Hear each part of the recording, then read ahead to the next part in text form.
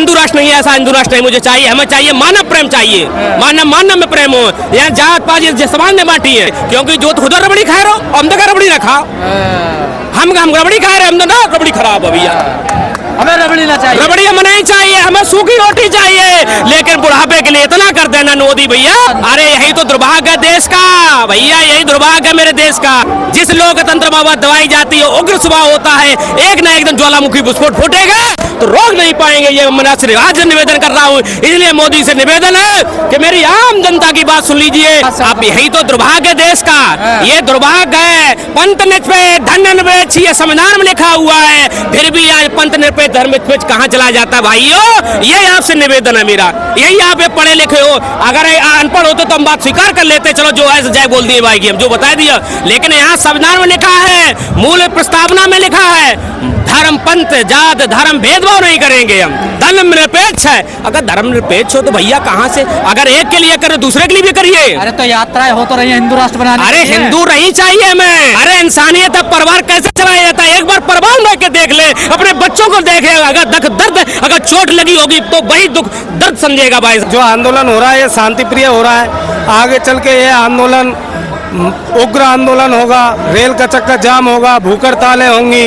जब हमें स्वीकार ही नहीं यूपीएस एनपीएस, आप विकल्प दे दीजिए एनपीएस ओपीएस और यूपीएस, जो भी अच्छा है उसमें हम लोग चयन कर लेंगे, उसमें बुराई क्या है। तो दो ऑप्शन देते दिए सरकार, हम तीसरा भी मांग रहे हैं। अगर वो हम जा कह रहे हैं एनपीएस लिए यूपीएस लिए, हम जा कह रहे हैं हमें भैया ना एनपीएस वो को रह जाए, हमें बहुत खराब लग रही, ओपीएस खराब लग रही। अगर आप जब जबरदस्ती कोई थोपा जाता, कोई वो काम अच्छा नहीं होता। हम आपसे कहें जबरदस्ती काम करो, जिसमें आदमी की दिल अच्छा नहीं वो काम कोई से चल के दिल्ली आए मोदी जी आपके यहाँ अयोध्या में। अरे वो कम से कम अयोध्या में कम से कम यहाँ आ जाए, देख ले हम कर्मचारियों की आवाज कि क्या दर्द है, सुने कम से कम हमारी कभी पीछे कर्मचारियों को बात सुनी। और जितने भी संगठन और भी संगठन है जिन्हें ओपीएस मिल रही उन्हें बैठाया जाता है पैनल में। पूजा पाठ करने गए हैं। अरे पूजा पाठ, अम्मी भैया पुजारी है, मेरे पिताजी रिटायर हुए, समझ लीजिए पूरा मंदिर का जितने भी इंटर कॉलेज थे समझ लीजिए रुपया पूरा लगा दिया। आज वो पेंशन ले रहे तो वो कह रहे भैया मैं कुछ नहीं, मंदिर में पूरा रुपए लगाते हैं, घर वालों किसी नहीं देते वो, और संत बन गए पूरे समझ लीजिए। तो हम तभी तो हम संत योगी तभी पूजा कर पाएंगे जब हमारे पास कुछ होगा। जब हमारे पास ही नहीं कुछ होगा हम किसके मोहताज होंगे भैया। सरकार कह रहे हैं इकट्ठे रहो, इकट्ठे बटोगे तो फिर वही। अरे भैया ये तो इकट्ठा कौन है, आप पूरा देश अखंड भारत बनाना है। अखंड भारत कभी भी एक दूसरे काट के नहीं बनेगा। अखंड भारत बनना चाहते हो तो सभी को एक करना पड़ेगा। कोई भाई है मेरा अगर जिसमें मानव में प्रेम करना सिखा दीजिए। ये मोदी से मेरी अपील है, मेरी आवाज अगर पहुंच रही हो तो ये निवेदन है उनसे, मानव में प्रेम सिखा दीजिए। यही सनातन धर्म है, मानव में प्रेम। अरे सनातन धर्म कुछ और है, धीरेन्द्र शास्त्री का सुना? अरे भैया वो धीरेन्द्र शास्त्री क्या कहते हैं उनका मुझे नहीं पता, वो कितने ज्ञानी मुझे नहीं पता है, लेकिन मुझे अपना पता है। मैं एक शिक्षक कर्मचारी हूँ, मेरी आवाज को सुन ले। जहाँ भी मोदी हो आपसे करबद्ध निवेदन है, एक कर्मचारी आपसे रोते हुए विनती कर रहा है, विकलांग विनती कर रहा है, मेरी आवाज को सुने और मेरी अपनी जो भी है मांग को पूरा करें। अगर उनके अंदर थोड़ी भी दया है, भाव है, वो भी एक विकलांग है, देख लीजिए कितनी बार गिर के आए, चोट लगी मेरे, फिर भी माए, क्योंकि बुढ़ापे के लिए आए भाई साहब। नॉन बायोलॉजिकल है मोदी जी। अरे इंसानियत है, परिवार कैसे चलाया जाता है, एक बार परिवार में के देख ले, अपने बच्चों को देखे। अगर दर्द अगर चोट लगी होगी तो वही दुख दर्द समझेगा भाई साहब। अरे परिवार तो उन्होंने आप लोगों के लिए त्याग। अरे परिवार तो मेरा भी, जिस दिन परिवार चोट हमें लगेगी तो हम ही दर्द सहन करेंगे, दूसरा भैया नहीं मेरा दर्द करेगा। अगर बाएं मेरी फटी है तो मेरा, अगर मेरी पीड़ा तो मुझे एहसास होगा, इनको नहीं एहसास होगा। एक सहानुभूति सहानुभूति होती है। लेकिन मास्टर जी एक बात बताइए, जो आदमी नॉन बायोलॉजिकल होगा तो वो क्या मानवता की या मानव की बात समझ पाएगा? अरे भैया इंसानी तो समझ पाएगा। अरे चाहे पूरा इतिहास उठा के देख लीजिए, आपसे वर्तमान को उठा लीजिए, अवतार है देखिए मोदी जी। अवतार के कौन सा बताइए, किन अवतार में कहा गया ईश्वर अंश जीव अविनाशी, कहा गया परमात्मा हर वास करता, हर मानव में परमात्मा है। अगर अंश समझते हैं, अगर मानव में प्रेम समझते हैं, ईश्वर अंश। अगर तुम बताइए सोने का टुकड़ा छोटा लिया जाए तो सोना कहलाएगा, मिट्टी का थोड़ा मोटा। आपकी इतनी बड़ी समस्या होती तो यहाँ मीडिया ना होती, यहीं रहती है। अरे मीडिया भैया ऐसे महान मीडिया आज गांव में विश्वास क्यों टूट रहा है मीडिया से, ये सोचिए। पहले कोई अखबार में न्यूज में लोग कहते ये बात अटल सत्य है, ये कहते थे लोग। आज कोई मीडिया भैया झूठी बात है, और पहले से बता देते गाँव के आप ये जन भावना क्या कहती है, आप धरातल पर कम से कम उतर के देखिए।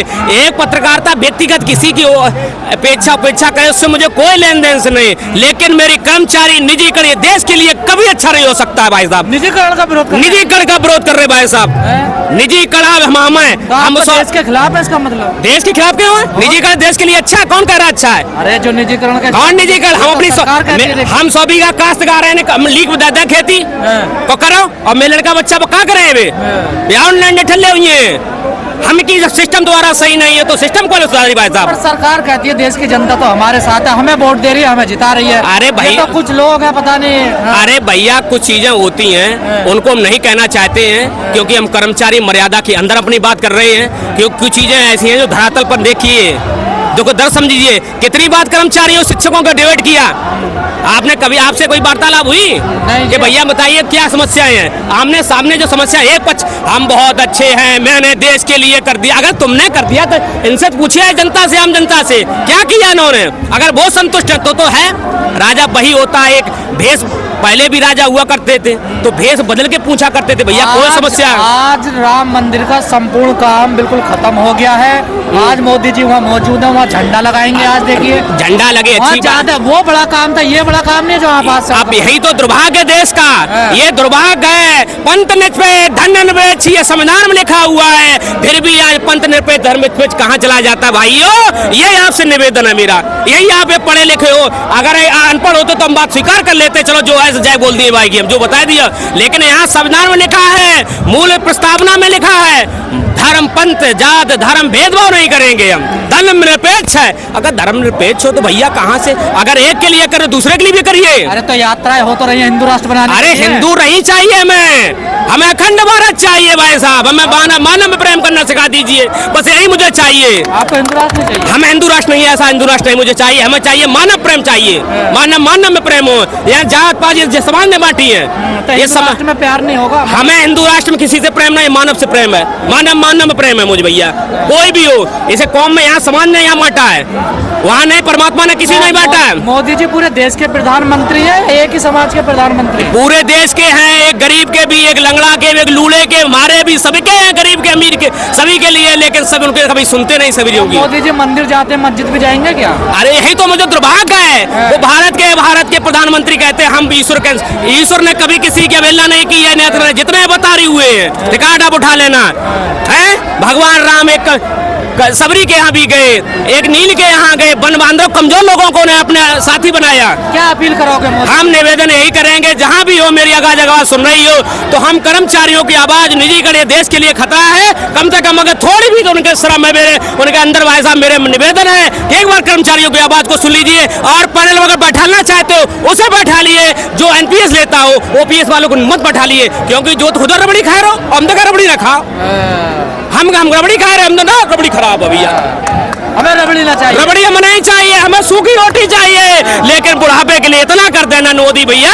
आपसे निवेदन, अगर आप मेरे अभिभावक हो, मेरे अगर भगवान हो, हम आपको भगवान मानते हैं, पुरानी पेंशन लागू कर दीजिए। हम आपके पूरे कर्मचारी आपको तहे दिल से शुक्रिया करते हैं, धन्यवाद देते हैं, आपका अवध निवेदन करते हैं, पूरा आभारी है। इतनी भीड़ आई है लाखों की तादाद में, लाखों भैया कोने कोने से आए हैं, है नहीं मीडिया तो नाराज। अरे यही तो दुर्भाग्य है देश का भैया, यही दुर्भाग्य है मेरे देश का।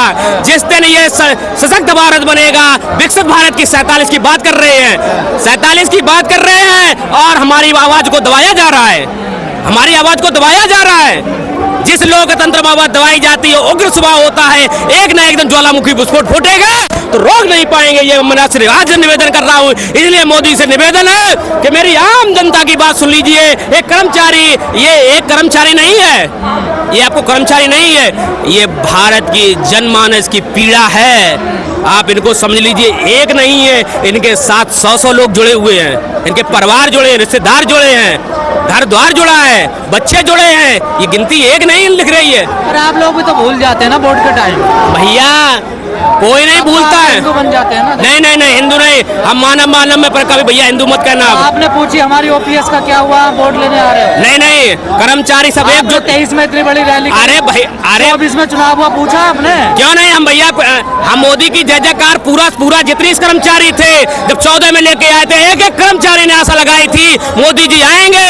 आज योगी आदित्यनाथ का भी लेटर था, मनमोहन सिंह जी को दिया था, वो भी याद रखा है कि आप कर्मचारी, तो हम लोगों ने पूरा उत्साह के साथ उनका साथ दिया था। आप समझ लीजिए ये समस्या है, ये आवाज सुनने वाला नहीं कोई है, दुर्भाग्य है सिस्टम का। देखिए आज हम यहाँ आए हैं ओपीएस के लिए। ओपीएस कर्मचारी का हक है, जैसा कि आज संसद में सांसदों को, विधानसभाओं में विधायकों को एक दिन का विधायक बनने पर भी उनको पेंशन दी जाती है, लेकिन यहाँ 60 साल नौकरी करने के बावजूद भी कर्मचारी को पेंशन नहीं मिल पा रही है। यूपीएस दे तो रहे हैं, एनपीएस यूपीएस दे रहे हैं, लेकिन यूपीएस हमें नहीं चाहिए, ना हमें एनपीएस चाहिए, हमें केवल और केवल ओपीएस चाहिए, क्योंकि ओपीएस हमें ओपीएस में परिवार की पूरी गारंटी है, हमारे बुढ़ापे की पूरी गारंटी है, लेकिन यूपीएस और एनपीएस एक तरह से छलावा है, कर्मचारियों के साथ छल किया जा रहा है। हमारे रेलवे में जो मान्यता प्राप्त संगठन है, उनके जो हमारे मुखिया हैं, उन्होंने पहले ओपीएस देती, क्या करोगे आप? हम संघर्ष करेंगे। आज ये जो आंदोलन हो रहा है ये शांति प्रिय हो रहा है, आगे चल के ये आंदोलन उग्र आंदोलन होगा, रेल का चक्का जाम होगा, भूख हड़तालें होंगी, ये करेंगे। जब तक नहीं रुकेंगे, जब तक हमें ओल्ड पेंशन हमारी नहीं मिल जाती। सरकार तो कह रही है कि कर्मचारियों की सहूलियत के लिए लाए हम न्यू पेंशन, लेकिन उसके फायदे नहीं है सर, उसके फायदे नहीं है। देखिए यूपीएस और एनपीएस यदि इतनी ही फायदेमंद है तो पहले राजनेता स्वयं लें, विधायक, सांसद, ये अपने लिए अपनाए इनको, एनपीएस को, यूपीएस को। के जो नेता है उनके भड़कावे में आ रहे हैं या कर्मचारी? देखिए नहीं, कर्मचारी किसी के भड़कावे में नहीं आ रहे। यूनियनों के जो नेता थे, हमारे रेलवे में जो मान्यता प्राप्त संगठन है, उनके जो नेता थे वो तो पैरवी कर रहे हैं उनकी यूपीएस की, लेकिन अब तीसरा मोर्चा रेलवे में भी खुल चुका है सभी यूनियनों के खिलाफ। आज आप यहाँ देख रहे हो हर विभाग, चाहे वो शिक्षा विभाग हो, चाहे वो सफाई कर्मी हो, हर विभाग, हर प्रदेश से, पूरे ऑल ओवर इंडिया से यहाँ पे लोग आए हैं, सरकारी कर्मचारी आए हैं टोटल। इतने अच्छे आदमी, इतने सज्जन आदमी, क्यों बुरा चाहेंगे वो? मोदी जी स्वयं क्यों नहीं ले लेते एनपीएस और यूपीएस? भाई कर्मचारियों को ये यूपीएस का लॉलीपॉप क्यों? स्वयं सांसद और विधायक क्यों नहीं लेते इसको? वो ले लें, हम शहर स्वीकार करेंगे। भाई वो ले लें, हम शहर स्वीकार करेंगे। तो सोची होगी मोदी जी कि कोई भी काम करते हैं मोदी जी भलाई के लिए करते हैं। मोदी जी भलाई के लिए काम करते हैं, आपकी बात मानी, धारा 370 हटाई, जो कुछ भी किया, हम राजनीति के पकड़े में, वो हमें तो नहीं मिला और ना हमें मिलना भी चाहिए। हम सरकारी कर्मचारी हैं। कहने का मतलब ये है, यदि एनपीएस और यूपीएस, आज यहाँ बात हो रही है केवल ओपीएस की, हमारा यहाँ कोई राजनीतिक मुद्दा नहीं है, ओपीएस के लिए हम आए हैं, हमें तो केवल ओपीएस चाहिए। यदि एनपीएस और यूपीएस इतनी ही अच्छी है तो पहले राजनेता, विधायक और सांसद अपने ऊपर लागू करें। राजनीतिक मुद्दा नहीं बनेगा, ये आसान हो जाएगा, सोल्व हो जाएगा, लगता है। अब देखो हम संघर्ष कर रहे हैं, हमारे जो राष्ट्रीय अध्यक्ष हैं एनएमपी ओपीएस के विजय बंधु जी, उनके नेतृत्व में आज यहाँ सारे संगठन एक जाजम पर आए हैं और काम कर रहे हैं, संघर्ष कर रहे हैं। जब तक नहीं मिलती है हमारा संघर्ष रुकेगा नहीं। संघर्ष के कदम जो क्या क्या हमें बढ़ाने पड़ेंगे ये तय करना है, उसके लिए रणनीति बनाई जाएगी। जी कैसे परेशान हो आप? अरे भैया परेशान क्या, ये बताओ, जवानी में तो अपने अभी काम कर रहे हैं, विकलांग आदमी कहाँ से चल के हरदोई चल के आए हैं। आप बताइए, अभी तो हम कमा रहे, खा रहे अपने 2 वक्त की रोटी। आज मेरे पार शरीर काम कर रहा है, कुछ दिन बाद मेरी ऐसी अवस्था आएगी, पैर भी काम नहीं करेंगे, शरीर भी काम नहीं करेगा, तब मेरी गारंटी कौन लेगा? मोदी जी हैं तो सही 5। अरे मोदी आज के बाद कोई मोदी भी का अपने घर के नहीं, हमारे लिए क्या करेंगे बताइए आप? देश के प्रधानमंत्री हैं, तब तक वो हमारे लिए है, इसके बाद सरकारें यहाँ बदलती रहेंगी। सबके सेवक हैं, वो खुद कहते हैं। अरे हम भी सेवक हैं, हम क्या सेवा करते नहीं? हम भी देश की सेवक हैं, हम भी सेवक हैं, बच्चों को पढ़ाते हैं, बड़ों को, जो भी समाज के मार्गदर्शक, उसके भी मार्गदर्शक हैं। अगर वो देश की सेवा करते हैं तो हम भी सेवा करते हैं। मोदी की वजह से हो रहा सब कुछ। अरे मोदी, अगर मोदी के अंदर थोड़ा भी उनके अंदर है तो देखें, विकलांग आदमी आया है, देखिए पैर से कमजोर, 10 बार गिरा, 100 बार गिरा, तब आया है यहाँ पर। सोचिए अगर उसको आराम होती तो क्यों आता है यहाँ पर? अगर उसके सब समस्याएं और जिसके लिए लागू की गई है, आप बता रहे बढ़िया बढ़िया, आप बताइए, आपके लिए हम कह रहे हैं रबड़ी बढ़िया है, तो रबड़ी जब आप खा नहीं रहे हो, कर भैया मुझे अच्छी नहीं लग रही, तो जबरदस्ती आप खिलाई जाए तो अच्छा है? बताइए आप ही।